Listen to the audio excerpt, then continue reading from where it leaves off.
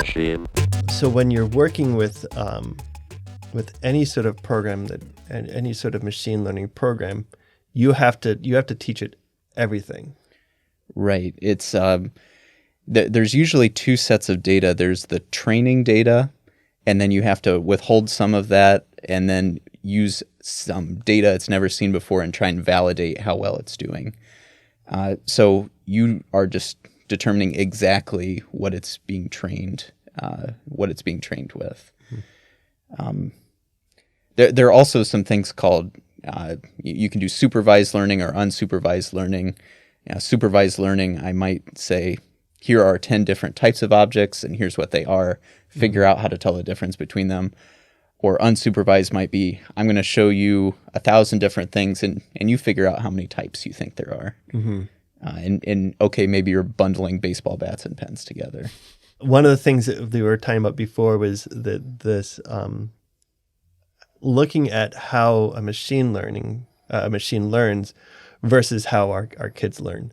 And I realized that this week my younger daughter is in kindergarten and she is in the process of learning how to read.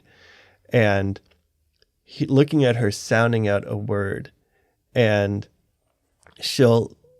I especially enjoy watching it as she's looking at a word and she's sounding out completely incorrectly.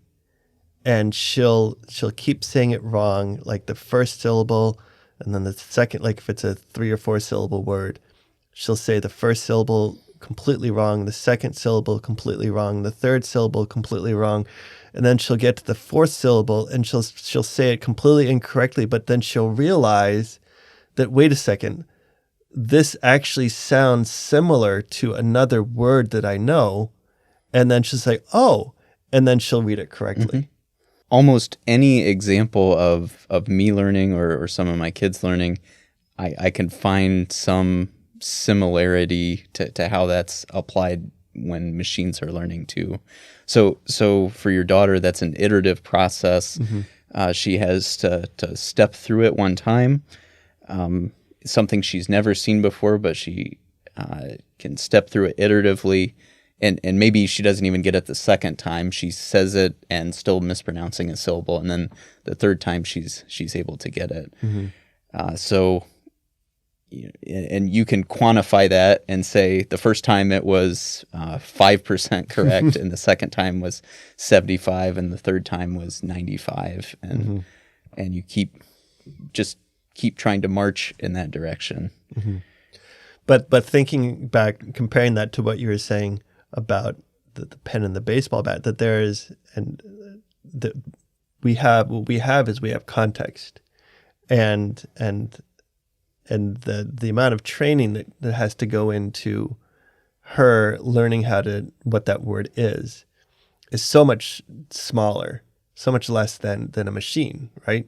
Or at least it's not formulated in the exact same way.